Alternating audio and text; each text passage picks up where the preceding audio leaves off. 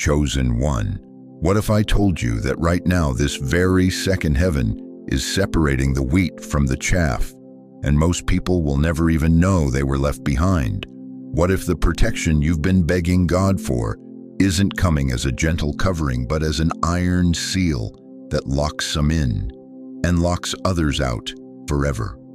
What if this moment, this exact moment you're hearing my voice, is the final call before the dome closes, and missing it means you'll spend the rest of your life wondering why heaven went silent? Chosen one, don't scroll, don't speak, just listen.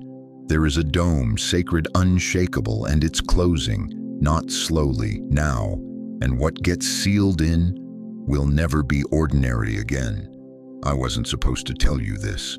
The veil between heaven and earth is tearing, and I can see what's coming. A supernatural dome is descending, not over buildings, not over cities, over individual souls. God's chosen ones are being separated from the crowd, sealed away from what's about to hit this world. But here's what they don't want you to know. This dome isn't protection from harm. It's selection from the crowd. Right now, as my words pierce through your spirit, heaven is scanning hearts, not for perfection, for recognition, not for worthiness, for willingness. The dome is looking for those who still have ears to hear eyes, to see hearts that haven't been hardened by this world's deception. You feel it, don't you, that trembling in your chest, that sudden awareness that this isn't just another video. Your spirit is responding because it recognizes the frequency of the eternal. But listen carefully, this dome seals permanently. Once it locks, it doesn't reopen. Those inside will walk through what's coming with supernatural protection, divine clarity, unshakable peace. Those outside will face the storm alone. The enemy has been working overtime to keep you distracted, scrolling, doubting, delaying, because he knows if you hear this warning, if you respond to this call, if you step into alignment right now, his access to your life gets permanently revoked. This is heaven's final interruption before the seal locks. Your phone lighting up with this message wasn't algorithm, it was assignment. Your spirit pulling you here wasn't curiosity, it was calling. And the trembling you feel right now, that's the dome recognizing its own. If you can hear this, if your heart is pounding, if your spirit is stirring, if something deep inside you knows this is real, then you are being summoned into the dome before it seals forever. Comment right now, I hear the dome. Don't hesitate, don't think. Let your spirit respond before your mind talks you out of the greatest protection you'll ever receive. The dome is closing. Heaven is watching. Your response in the next 30 seconds determines which side of eternity you will experience. Choose now. Do you remember the last time you felt truly safe in God's presence, before doubt crept in, before disappointment hardened your heart, before you convinced yourself He had moved on without you?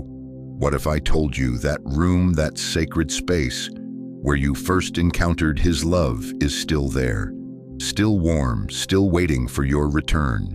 What if every moment of spiritual dryness, every unanswered prayer, every season of silence wasn't God abandoning you, but you walking away from the one place where His voice never stopped calling your name? Listen to me, chosen one. There's a room in the spirit realm that bears your fingerprints, a sacred chamber where your first yes to Jesus still echoes off the walls, where your childhood prayers are still burning like incense, where every tear you've cried in His name has been collected in golden bowls that never empty. You think you left that room. You think you outgrew it. You think your failures locked the door behind you. But what if I told you, you never actually left? Remember the first time you felt Him, the way your hands trembled? That wasn't just emotion, that was activation. And you've been homesick ever since. That trembling, it started in a room. Maybe you were 8 years old at Vacation Bible School when Mrs. Patterson asked who wanted to invite Jesus into their heart. Maybe you were 17 at summer camp when the campfire prayers made heaven feel close enough to touch. Maybe you were 35, broken on your bathroom floor, and he met you there in your mess. Whatever your age, wherever the place, there was a room, a spiritual intersection where time stopped and eternity invaded, where you weren't performing, weren't pretending, weren't trying to impress anyone. You were just there, raw, real, recognized. And in that room, something awakened in you that had been sleeping since the foundation of the world. That room is mentioned in Jeremiah 1:5. Before I formed you in the womb, I knew you before you were born, I set you apart. That knowing, that setting apart, it happened in your room. The room where God whispered your name before your parents even chose it. But here's what broke your heart and mine. Somewhere along the way, you stopped going back to that room. Not because the door closed, not because you weren't welcome, but because life convinced you that room was just a feeling, just a phase, just spiritual childhood that mature faith outgrows. You started seeking God in boardrooms instead of prayer rooms, in conferences instead of quiet corners, in other people's testimonies instead of your own sacred space. And slowly, gradually, you forgot the way back home. The enemy's greatest lie wasn't that God doesn't exist. It's that the room was never real, that your first touch of heaven was just emotional manipulation, that the tears, the trembling, the overwhelming sense of being loved unconditionally, that it was all just psychological suggestion. But your spirit knows better. Your spirit remembers. That restlessness you feel, that's not depression, that's homesickness. That ache in your chest when you hear certain worship songs, that's not nostalgia. That's your soul crying out for the room you never should have left. Isaiah 30:15 says, "In returning and rest you shall be saved. In quietness and trust shall be your strength." Returning. Not arriving somewhere new, returning to where you've already been. The room is still there, chosen one, still furnished with the same presence that first captured your heart, still echoing with the same voice that first spoke your true name, still radiating the same love that first convinced you that you mattered to the creator of the universe. And here's the mystery that will wreck you with relief: you never actually left that room. Your circumstances left, your understanding left, your confidence left, but you've been there all along, just with your eyes closed, convincing yourself you were somewhere else. Every time you felt God's presence since that first encounter, you weren't finding Him again. You were simply opening your eyes in the room you never left. Every answer to prayer, every moment of peace in chaos, every time you've heard His voice through the noise, it all happened in that room. Because that room isn't a place you visit. It's the place you live. It's your spiritual address, your heaven-assigned coordinates, the dome that's forming around you right now. It's not creating a new room. It's revealing the room that's always been there. The room where your name is written on the door. The room where your tears have never stopped mattering. The room where your voice still has permission to speak directly to the throne of grace. But here's the urgency the dome is sealing, and it's time to stop pretending you don't remember the way home. Say it out loud: God, I remember the room. Say it again: God, I remember the room. Feel that shift in your spirit. That's not the dome creating something new. That's the dome revealing what's always been true. You never left. You just stopped looking around. The room is ready. The door is open. And the same presence that first called you chosen is waiting for you to simply remember. But this dome won't wait forever, and neither will the room. What if your entire journey, every detour, every disappointment, every season of silence wasn't punishment for leaving the room, but preparation for returning to it with deeper capacity to receive what's always been yours? They didn't attack your finances first. They attacked your voice. The sound of your survival made demons tremble. So they muffled it in memories and medication. Listen to me, chosen one. What I'm about to reveal will shatter every lie you've believed about your silence. Every year you've spent thinking you had nothing valuable to say. Every season you convinced yourself that your words didn't matter. Every moment you swallowed your testimony because someone made you believe your truth was too raw, too real, too threatening to their comfortable lies. This was warfare, and you were the target. Your voice carries something the kingdom of darkness cannot tolerate: the frequency of authentic encounter with the living God. Not theological theory, not borrowed faith, but the bone-deep, unshakable knowing that comes from walking through fire and finding Jesus in the flames. That's why they came for your voice first. Think about it. When did you first start believing you should stay quiet? When did you first learn to shrink your truth to fit other people's comfort zones?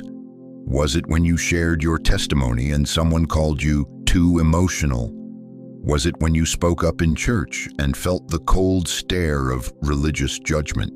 Was it when you tried to encourage someone with your story and they changed the subject? That wasn't coincidence, that was strategy. Revelation 12:11 declares, "They triumphed over him by the blood of the Lamb and by the word of their testimony." The word of their testimony. Your testimony isn't just your story, it's a spiritual weapon that demolishes the enemy's lies.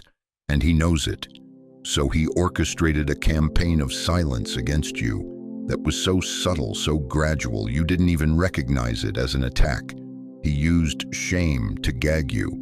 Every time you tried to speak your truth, shame whispered, "Who are you to think your story matters? Who are you to believe anyone would want to hear this?"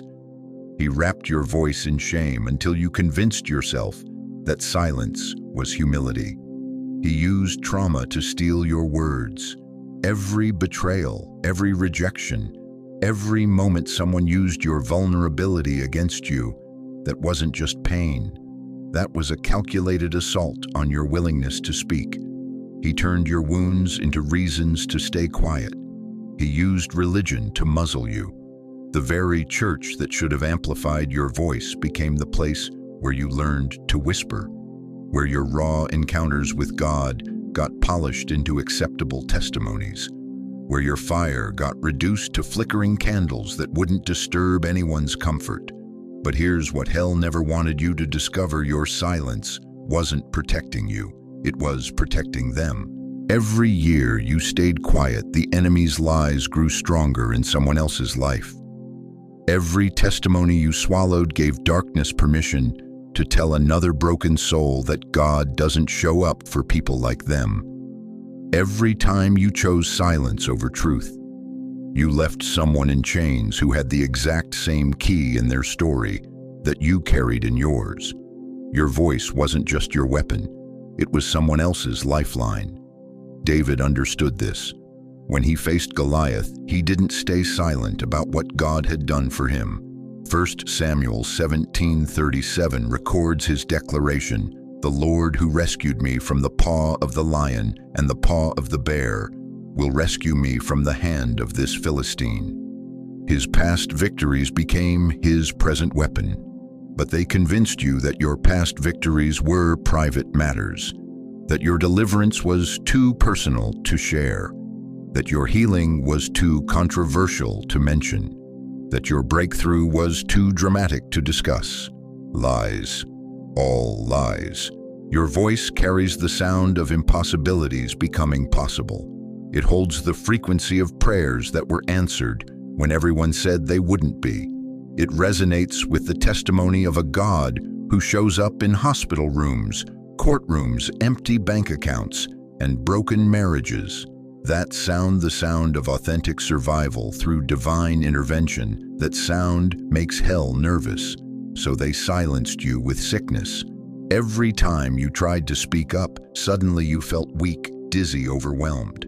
They convinced you that your calling was causing your illness, when in reality your illness was being used to crush your calling. They silenced you with busyness. Every time you felt the urge to share your story, suddenly life got chaotic. Emergencies appeared. Crises multiplied.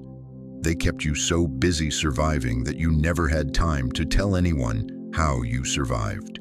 They silenced you with isolation. They removed the platforms, the relationships, the opportunities to speak. They convinced you that if God really wanted you to have a voice, doors would open. But what if God was waiting for you to speak before the doors opened?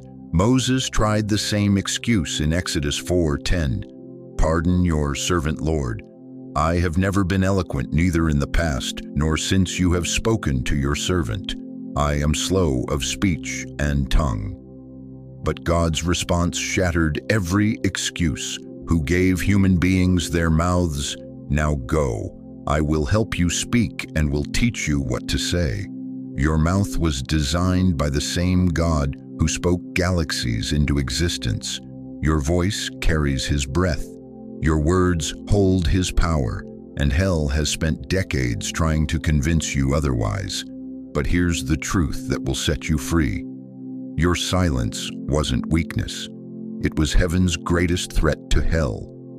Every year you've been quiet, your testimony has been marinating in deeper wisdom. Every season you've stayed hidden, your voice has been developing more authority. Every moment you felt forgotten, heaven has been preparing you for the platform that's coming. The dome that's sealing around you isn't just protection, it's preparation for amplification. Say it with power, "I still have something to say." Say it louder, "I still have something to say." Your voice wasn't buried.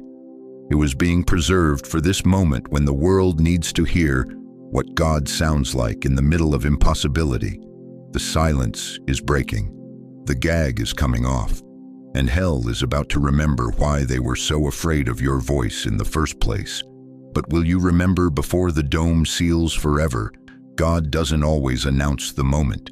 He just moves the dome. And when Moses stood between the Red Sea and Pharaoh, it wasn't just water, it was war under dome protection. But let me take you back 40 years before that moment. Back to the day when Moses thought his life was over, when he believed his calling had died in the desert sand. Because what happened to Moses in that wilderness wasn't exile, it was sealing.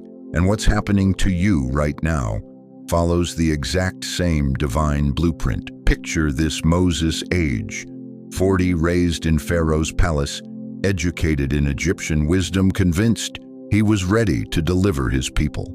He had passion, he had position, he had power, but he didn't have the dome.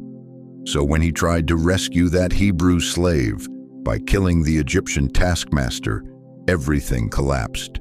Not because Moses was wrong about his calling, but because he was moving outside divine timing, outside divine protection, outside the dome that hadn't yet been activated around his life.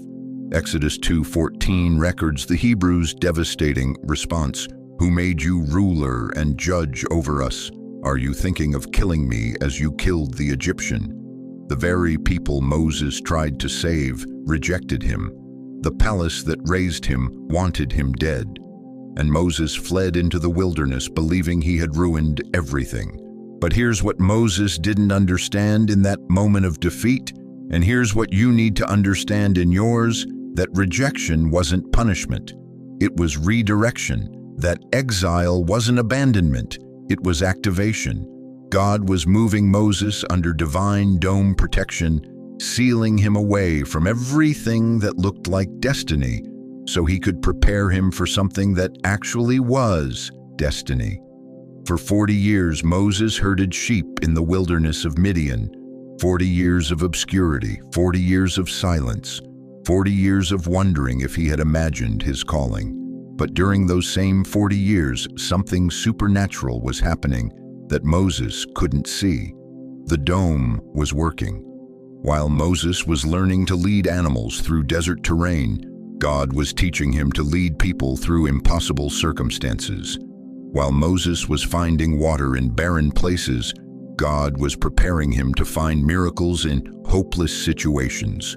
While Moses was protecting sheep from predators, God was training him to to protect an entire nation from the greatest empire on earth. The wilderness wasn't wasting Moses. It was weaponizing him. And here's the part that will break your heart with recognition. During those 40 years of seeming silence, Moses probably looked at his old life in Egypt and wondered what could have been. He probably questioned whether he had missed his moment. He probably felt forgotten, overlooked, passed by, just like you have. But God wasn't delaying Moses' destiny. He was doming it, sealing it in divine timing so that when the moment came for revelation, nothing in heaven or hell could stop what was about to be unleashed. Because when God finally appeared to Moses in that burning bush in Exodus 3, it wasn't a coincidence. It was a coordination. The dome had been moving Moses into position for 80 years, 40 in the palace learning leadership, 40 in the wilderness learning dependence, so that when the moment came, Moses would be ready for a confrontation that would shake the foundations of the ancient world. And here's what Moses discovered. When he stood before Pharaoh, the same rejection that had driven him into exile had become his greatest qualification for leadership. Because you can't lead people out of bondage until you've been broken out of your own illusions of self-sufficiency. The dome around Moses wasn't just protection, it was preparation for warfare. When Moses raised that staff over the Red Sea in Exodus 14:16, he wasn't just performing a miracle, he was operating under dome authority that had been developing for decades. The same God who had sealed him in wilderness obscurity was now revealing him in supernatural power. But here's the detail that will revolutionize how you see your own journey. When the Israelites stood trapped between the Red Sea and Pharaoh's army, they panicked. Exodus 14:11-12 records their terror. Was it because there were no graves in Egypt that you brought us to the desert to die? What have you done to us by bringing us out of Egypt? Didn't we say to you in Egypt, leave us alone, let us serve the Egyptians? Sound familiar? How many times have you been on the verge of breakthrough, only to hear voices, including your own, questioning whether you should have stayed where it was safe, predictable, familiar? But Moses, operating under dome protection, spoke with an authority that could only come from someone who had been sealed in divine purpose. Do not be afraid. Stand firm, and you will see the deliverance the Lord will bring you today. That wasn't confidence. That was dome consciousness. Moses knew something the people didn't know. When you're under God's dome, impossibilities become opportunities. When you're sealed in divine purpose, Red Seas become pathways. When you're covered by heaven's protection, the very forces trying to destroy you become the evidence of God's power. The water didn't just part, it stood like walls on both sides while 2 million people walked through on dry ground. That wasn't just a miracle, that was war under dome protection. And Pharaoh's army, trying to pursue God's chosen under the dome, was swallowed by the same waters that had saved God's people. Here's what I need you to understand, chosen one. You are not in a season of delay. You are in a season of doming. Everything that has felt like setback, rejection, exile has been divine positioning. Every door that closed wasn't God saying no. It was God saying not yet, because the dome wasn't ready. But the dome is sealing now. And just like Moses, when your moment comes, you won't walk into destiny. You'll be revealed from within it. The Red Sea moment isn't coming. You're already standing at its edge. And the same God who domed Moses for 80 years has been doming you for your entire journey. Write this down. The dome moved when I moved. Say it again. The dome moved when I moved. Because every step that felt like wandering was actually divine choreography. Every year that felt wasted was actually dome development. And every moment that felt forgotten was actually divine preparation for the revelation that's about to shock the very people who thought your story was over. What if the closing dome isn't the end of your wandering, but the beginning of your exodus? This dome isn't for everything. It's only for what survives heaven's heat. Trauma doesn't pass. Bitterness gets bounced. Familiar spirits denied at the border. Let me tell you what's about to happen, chosen one. As this dome seals around your life, you're going to feel things leaving, people walking away, opportunities dissolving, connections severing, and your first instinct will be to panic, to chase, to try to hold on to what's slipping through your fingers. Don't. What you're witnessing isn't loss. It's divine filtration. The dome isn't just sealing you in, it's screening everything else out. And God's filter system is more precise than any security checkpoint on earth. This dome has heavenly scanners that can detect what your heart can't see. It reads spiritual DNA. It identifies toxic frequencies. It recognizes counterfeit purpose. And it has zero tolerance for anything that would contaminate the atmosphere of your next level. First to go, the relationships that were never assignments, just distractions disguised as connections. You know the ones. The people who only called when they needed something. The friends who celebrated your struggles but went silent during your victories. The family members who made you feel guilty for growing beyond their limitations. The romantic connections that felt like home but left you homeless in your own spirit. 2 Corinthians 6:14 warns, "Do not be yoked together with unbelievers." But this isn't just about salvation status. It's about spiritual frequency. You cannot carry divine assignment while dragging dead spiritual weight. The dome knows this. Your heart doesn't. So the dome makes the decision for you. That person who suddenly feels uncomfortable around you, that's not your imagination. That's their spirit recognizing that you're operating on a frequency they can't match. That friend who keeps canceling plans, their soul knows something their mind won't admit. They no longer belong in your orbit. This isn't cruelty, it's surgery. God is cutting away what would infect your future. Next, to be filtered out, the mindsets that kept you small, that voice in your head that whispers, "Who do you think you are?" evicted. The mental loops that replay every failure instead of every victory terminated. The belief system that convinced you to shrink to make others comfortable canceled. The dome doesn't just protect your environment, it renovates your mind. Romans 12:2 commands, "Be transformed by the renewing of your mind." The dome enforces this transformation. It won't let toxic thinking survive in the sacred space of your sealed purpose. You're going to notice thoughts that used to torment you suddenly lose their power. Insecurities that used to control you will feel foreign, like they belong to someone else's story. Fear patterns that used to paralyze you will simply stop working. This isn't positive thinking. This is divine programming. The dome is installing heaven's operating system in your mind, and it's incompatible with hell's viruses. But here's where it gets uncomfortable. The dome also filters out your old coping mechanisms. That anger you used as armor can't come in. The control you used as comfort denied access. The perfectionism you used as protection left at the gate. The people-pleasing you used as peace rejected at the border. You might feel naked at first, vulnerable, like you've lost the tools that helped you survive. But what you've actually lost were the chains that kept you captive. What feels like vulnerability is actually your first taste of authentic power. The dome knows something you're just learning. You don't need armor when you're under divine covering. You don't need control when you're under divine guidance. You don't need perfection when you're under divine grace. Third, to be excluded.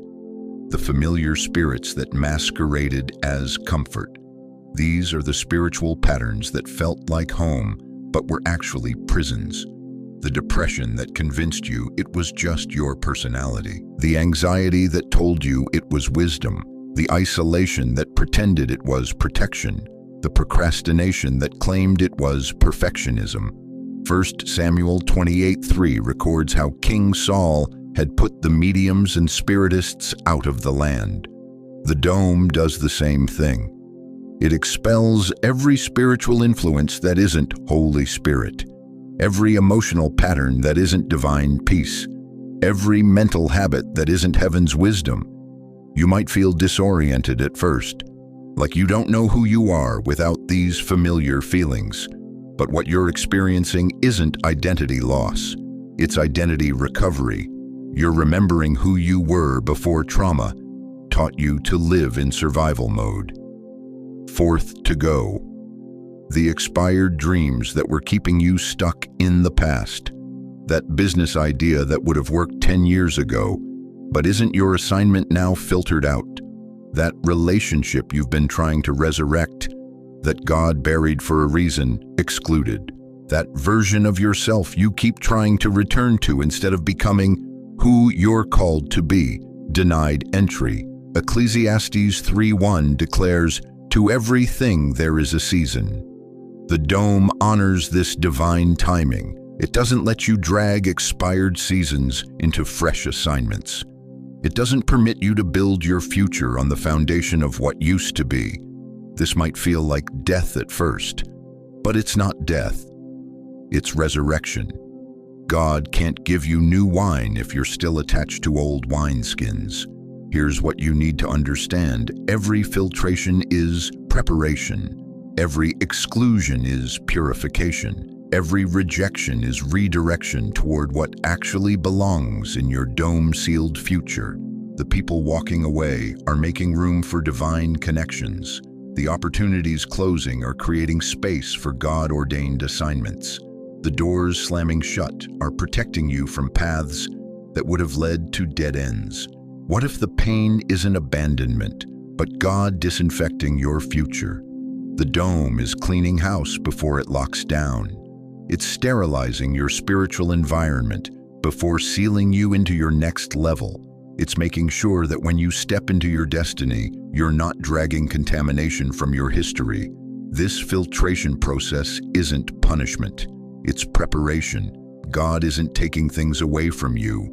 He's clearing the runway for what He's about to bring into your life.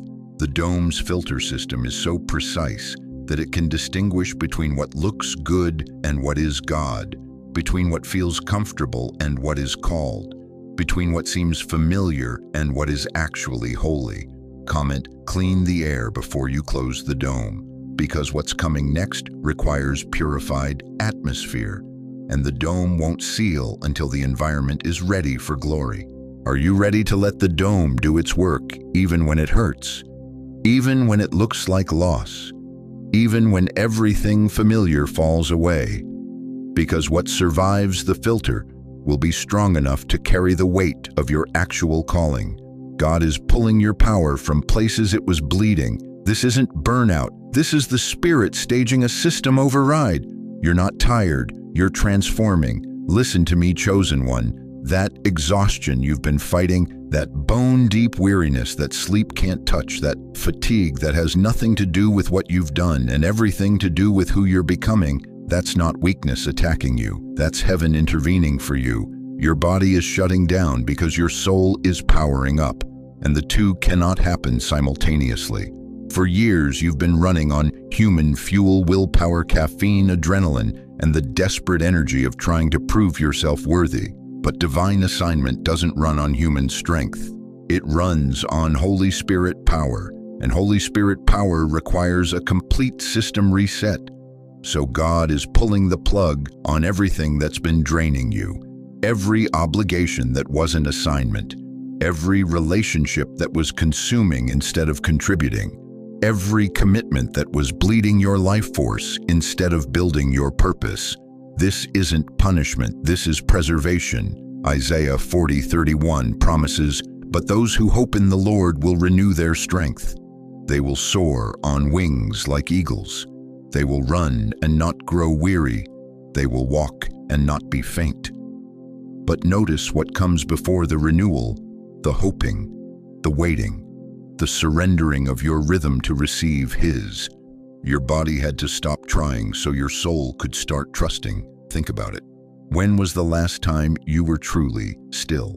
When was the last time you sat in silence without filling it with noise, productivity, or distraction? When was the last time you stopped moving long enough for God to speak without competing with the chaos of your schedule? Your fatigue isn't failure, it's an invitation to stop generating your own energy so you can receive divine voltage. This is what happened to Elijah in 1 Kings 19.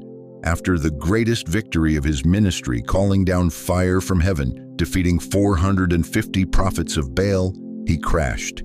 Hard, so hard that he asked God to let him die. But God didn't rebuke his exhaustion. He honored it. He sent an angel to feed him, let him sleep, and then met him in the whisper. The crash wasn't the end of Elijah's ministry. It was the reset that prepared him for his next assignment. Your crash isn't the end of your calling. It's the beginning of your recalibration.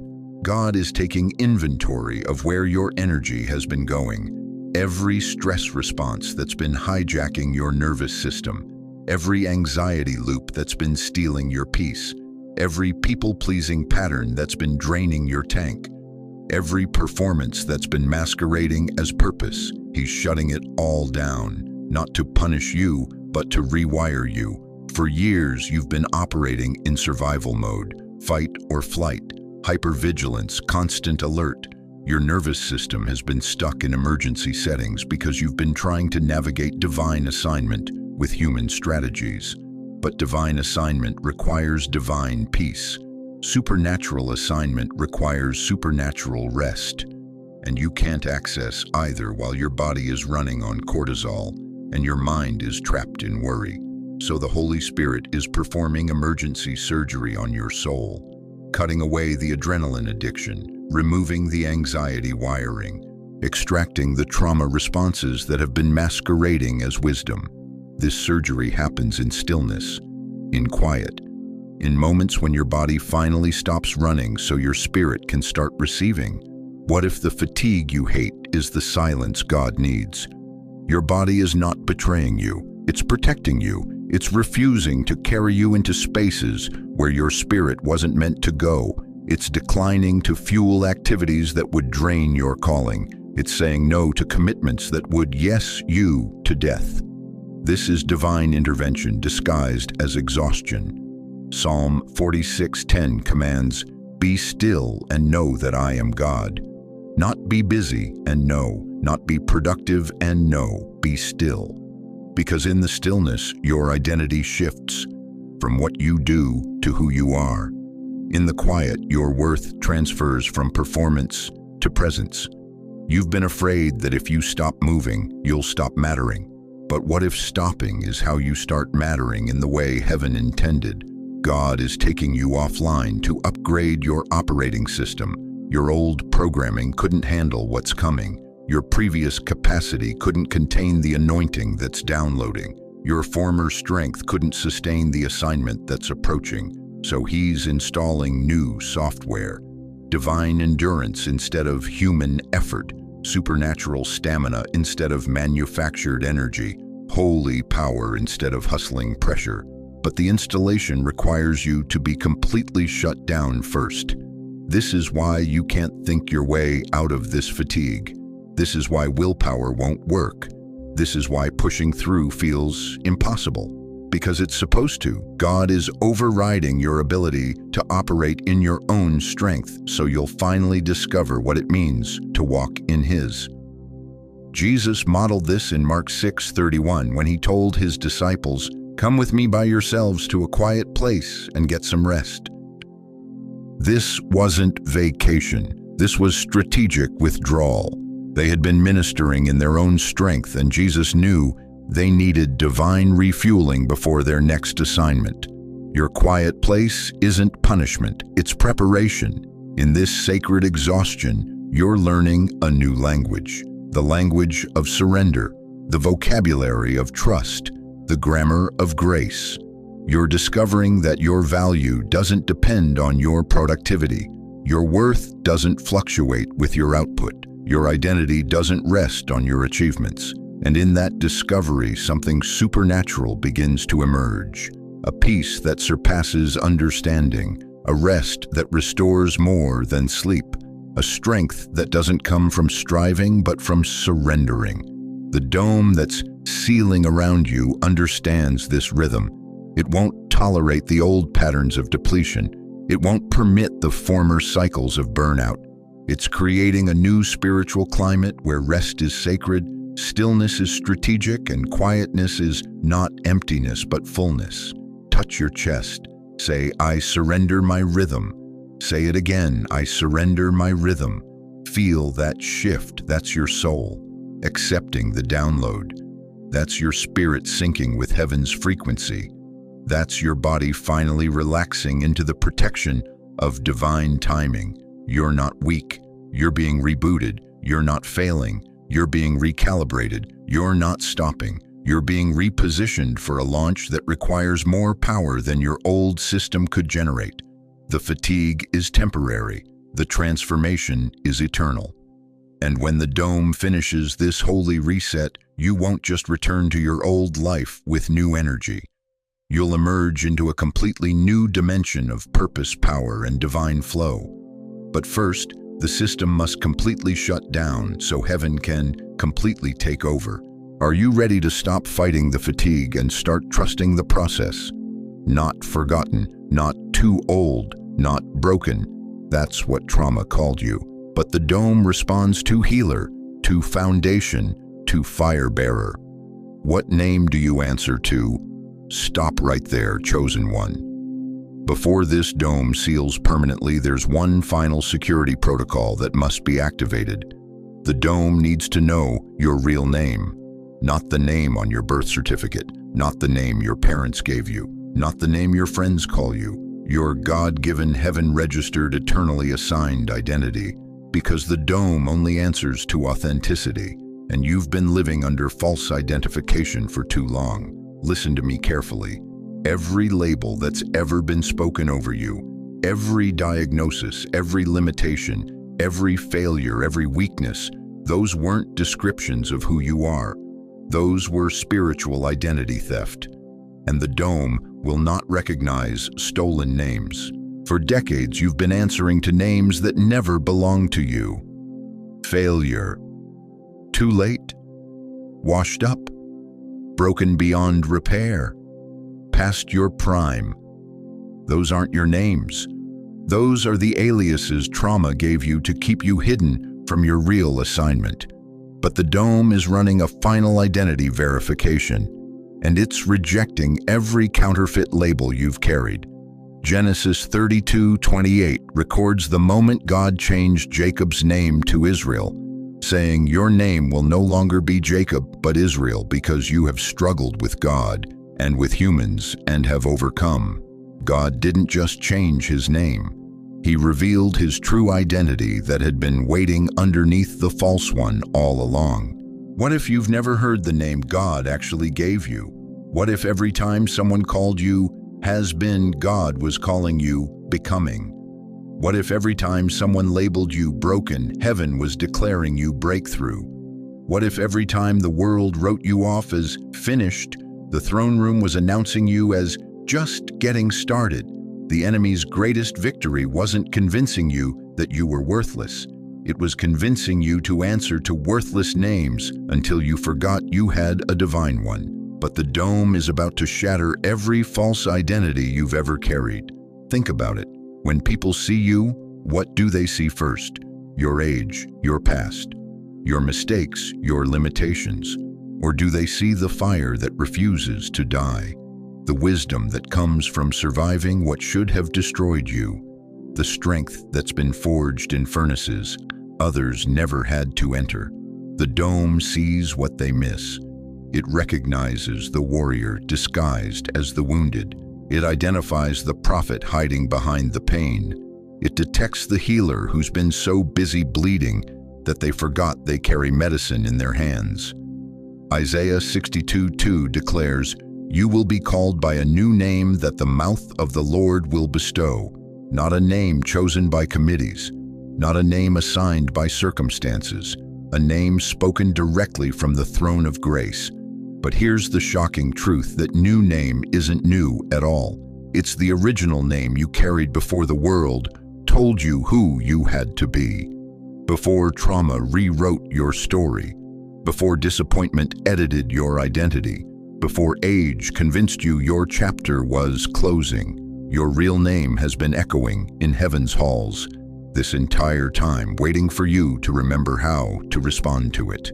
What names have you been answering to that God never spoke? Victim, forgotten, overlooked, too old to matter, damaged goods. Those names expire the moment you step into dome protection. The dome security system is programmed to recognize divine DNA, and your DNA doesn't spell defeat, it spells destiny. Your spiritual genetics don't code for failure, they code for fire bearer. Your heavenly blueprint doesn't read broken, it reads builder. But you've been living in false identity witness protection, hiding from your real name, because someone convinced you it was too dangerous to be who God made you to be. The dome is calling you out of hiding.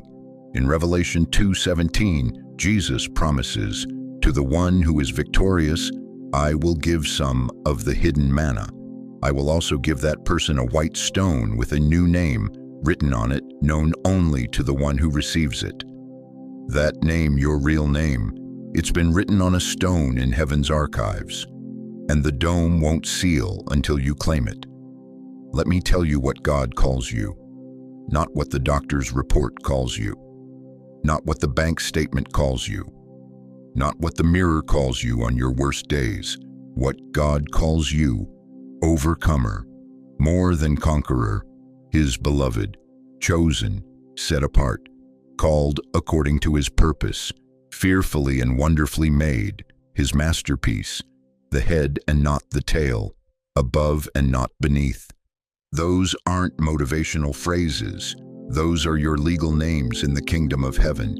But you've been answering to nicknames so long, you forgot your government name in glory. The dome is performing an identity exorcism. Every demon that's been calling you by false names is being expelled. Every voice that's been whispering lies about your worth is being silenced. Every label that's been limiting your potential is being burned off. 2 Corinthians 5:17 declares, "If anyone is in Christ, the new creation has come. The old has gone, the new is here." The dome enforces this truth. It doesn't recognize old names. It only responds to new creation identities. What would happen if you stopped answering to aging and started responding to maturing in wisdom? What would shift if you refused to be called slowing down and insisted on being known as moving with purpose? What would change if you rejected over the hill and claimed approaching the summit? The dome is waiting for you to introduce yourself with your real name, not the name on your driver's license, not the name your family calls you, the name that's been waiting in your spirit since before you took your first breath. Comment your true name, not what they called you, what God calls you, because the dome's final security check isn't scanning your past. It's verifying your purpose. It's not reading your history. It's recognizing your destiny. But it needs to hear you say who you really are out loud, with conviction, with the authority of someone who finally remembers that they never lost their royal bloodline. Your real name carries power. Your divine identity unlocks dimensions. Your true designation activates assignments. The dome is ready to seal, but first it needs to know, are you ready to live under your real name? Because once you claim it, you can never go back to being called by the names that were never yours to begin with. What name will you answer to when heaven calls your number? The dome is listening. Eternity is watching, and your real identity is about to be revealed. But only if you have the courage to speak it into existence before the seal locks forever. That tiny hope, that small whisper, that broken song you still hum at night, that's the oil. God's been fermenting it in silence. It's ready now. Chosen one, I need you to listen to me with the ears of your spirit, not the voice of your doubt. While the dome has been filtering out what doesn't belong, it's been carefully preserving what the world would have thrown away. What man would call leftovers, heaven calls holy remnants. What people would dismiss as too little too late, God treasures as perfectly prepared. You've been looking at your life through the lens of loss. What you've lost, who you've lost, what time has taken, what age has stolen, what circumstances have broken. But the dome sees through the lens of what remains. And what remains in you isn't leftover scraps. It's concentrated essence. Every disappointment that should have destroyed your faith but didn't, that's preserved.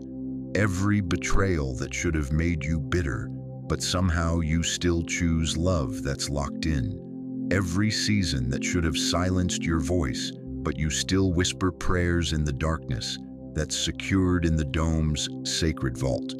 1 Kings 17:12 tells the story of the widow of Zarephath, who told Elijah, "I have only a handful of flour in a jar and a little olive oil in a jug." Only a handful, only a little. But when she gave it to God's purpose, it never ran out. The miracle wasn't in having much. The miracle was in offering what little remained. What if what's left is exactly what heaven needs? That fragment of faith you've been embarrassed to admit. You still carry. God's been protecting it like a sacred flame in a hurricane. That broken dream you keep in the corner of your heart because you're afraid to look at it directly, He's been watering it in secret. That tiny seed of hope you barely acknowledge because hope has hurt you before. He's been nurturing it in the soil of your silence. The dome doesn't preserve what's perfect, it preserves what's pure. And purity isn't about being untouched by pain. It's about remaining soft in a world that demanded you harden. It's about choosing love after betrayal taught you to guard. It's about continuing to believe after evidence suggested you shouldn't. That softness in your heart that you think is weakness, that's what the dome is preserving. That compassion that still stirs when you see others hurting. Even though you've been hurt, that's sacred oil being protected. That forgiveness that somehow still flows from you toward people who don't deserve it. That's the miracle substance heaven is sealing inside the dome. You've been apologizing for what's left instead of recognizing its value. You've been ashamed of the smallness instead of understanding the strength. You think what remains isn't enough, but God specializes in multiplication miracles that start with not enough. Jesus took 5 loaves and 2 fish, a child's lunch, insignificant by any measure, and fed 5,000 people. Matthew 14:17-20 records that they gathered 12 baskets of leftovers. The miracle wasn't just multiplication, it was preservation. Every fragment mattered. Every leftover piece was collected and treasured. Your leftover pieces matter to God. Your remaining fragments are being collected by heaven's hands. What you see as too little, too broken, too late, God sees as perfectly positioned for miracle multiplication. That prayer you still pray, even though you're not sure anyone's listening, preserved.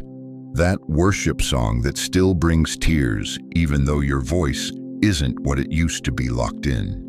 That desire to help others even though you feel like you need help yourself, secured in divine protection. The dome recognizes something about your spirit that you've forgotten. You're not running on empty. You're running on concentrated hope. You're not operating on fumes. You're operating on refined faith. What looks like barely enough to you looks like pure gold to heaven. 2 Corinthians 4:7 declares, "We have this treasure in jars of clay to show that this all-surpassing power is from God and not from us." Your clay jar may be cracked. It may look worn. It may not hold as much as it used to, but the treasure inside hasn't diminished. If anything, the cracks have made the light shine brighter. The dome sees that light. It's preserving that glow. It's protecting that radiance that you think has dimmed, but heaven knows is just getting started. That wisdom you've gained from walking through valleys others haven't entered, preserved. That strength you've developed from carrying weights others couldn't lift, locked in. That peace you've found in storms that would have shattered weaker souls, secured under divine protection. You keep looking at what age has taken from your body, but the dome is preserving what time has deposited in your spirit. Every year hasn't subtracted from you, it's added to your spiritual portfolio. Every season hasn't diminished you, it's concentrated your essence. That patience you've learned from waiting longer than you wanted to wait, that's premium spiritual fuel. That grace you've developed from forgiving people who kept hurting you, that's high-octane holy oil. That trust you've maintained, even when circumstances suggested you shouldn't, that's the most precious substance in God's economy. Ecclesiastes 3:1 reminds us, "To everything there is a season," but it doesn't say every season takes something away. Sometimes seasons preserve, sometimes time protects. Sometimes waiting isn't loss, but fermentation. Like wine that gets better with age, your spirit has been aging in God's cellar, developing flavors that only come through time and pressure. The dome knows this. It's been watching the fermentation process. It's been protecting the aging process. And now it's ready to uncork what's been preserved in the silence of your waiting seasons. Place your hand over your heart. Say, "Preserve me in the dome." Say it again, "Preserve me in the dome." Feel that warmth spreading through your chest. That's recognition. That's your spirit acknowledging what's been true all along. You're not leftover. You're legacy. You're not remainder. You're refinement. You're not what's left when everything else is gone. You're what's left because everything else was preparation. The dome doesn't preserve scraps, it preserves treasures. And you chosen one with all your cracks and questions, with all your scars and stories, with all your limited energy and unlimited love. You are the treasure the dome has been designed to protect. What you thought was your ending is about to become your unleashing. What felt like your sunset is about to reveal itself as your sunrise. Because the dome doesn't just preserve what you have, it preserves you for what's coming. And what's coming requires everything you've become, every fragment you've maintained, every whisper of hope you've protected in the darkness. The fermentation process is complete, the preservation is finished, and the dome is ready to reveal what heaven has been protecting in you all along. Are you ready to discover what you've been carrying that's more valuable than what you've lost?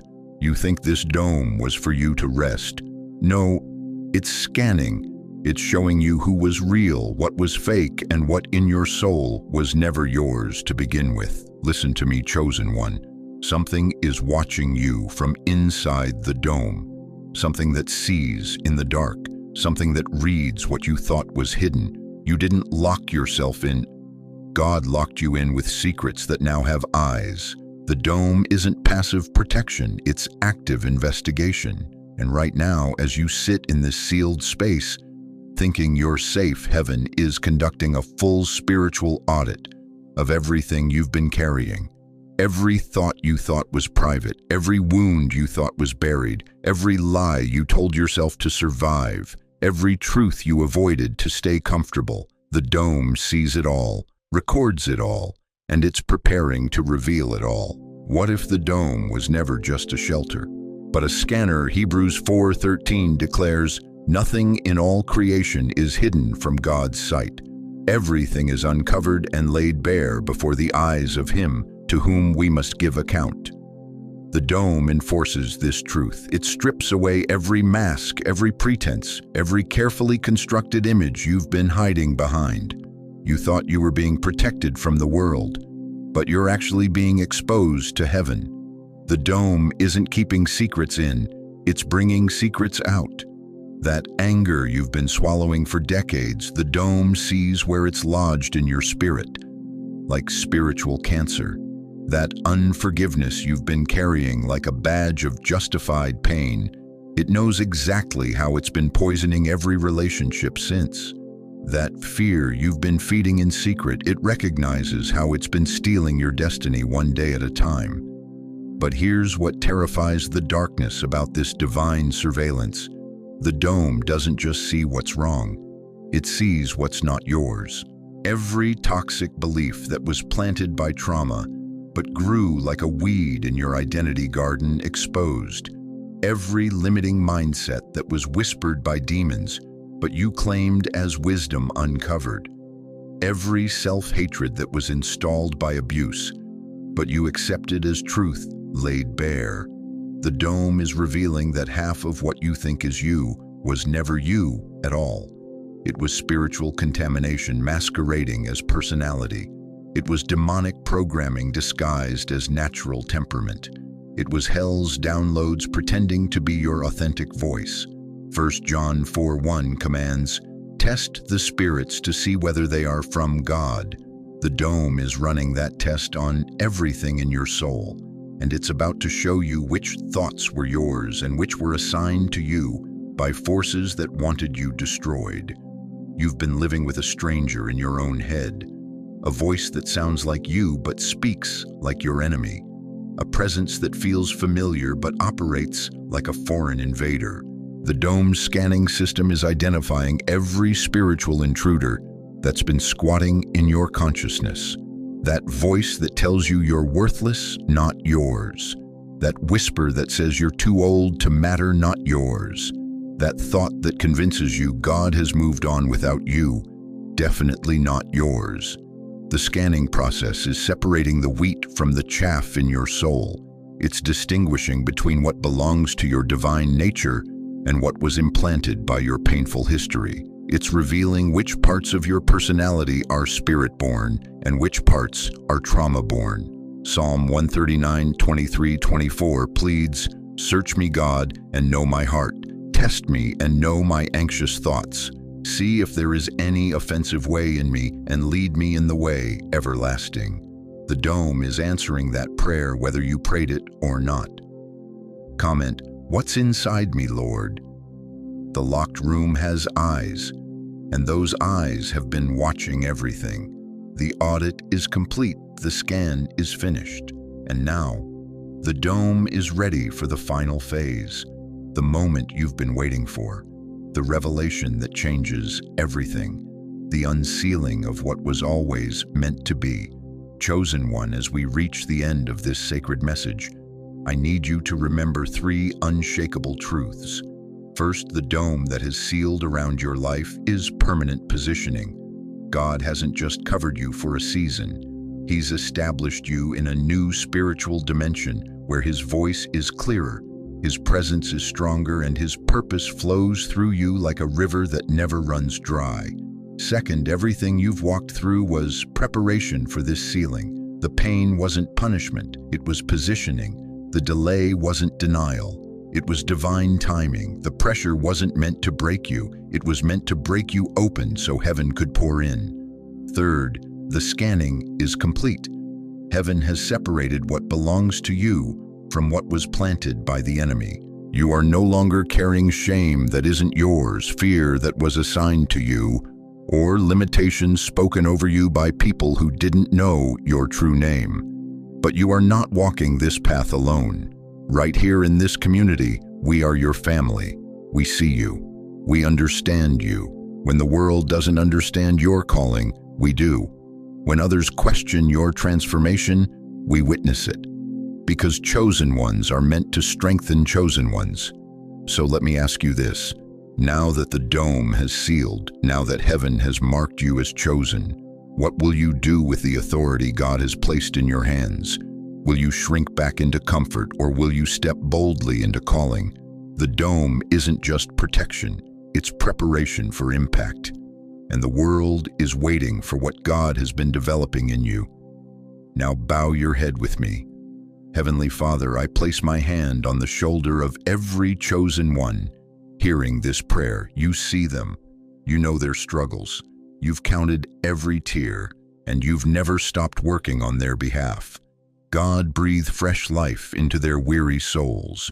Where they've been exhausted, restore their strength. Where they've been discouraged, renew their hope. Where they've been confused, release divine clarity. Seal this dome protection around them permanently. Let no weapon formed against them prosper. Open doors that no man can shut. Release unexpected opportunities. Let favor follow them wherever they go. Heal their bodies, hearts, and memories. Let your restoration power flow through every broken area. Give them boldness to speak their truth and courage to step through every door you open. Most of all, Lord, let them never forget that they are chosen, beloved, and backed by heaven itself. In Jesus' mighty name, Amen. If this message stirred something deep in your spirit, comment below and tell us how it spoke to you. Your testimony might be exactly what another chosen one needs to hear. Share this message with someone who needs it. That family member struggling to find purpose. That friend questioning whether God still has a plan. Let them know they're not alone and there's a community here that understands. Subscribe to this channel. We're building more than an audience. We're building a spiritual family, a community of chosen ones ready to walk in the fullness of their divine calling. The dome has sealed. Your new chapter has begun. Heaven is watching what you'll do with the authority you've been given. Go forth, chosen one. Go forth in power and purpose, knowing you are covered, called, and completely loved. Your time is now.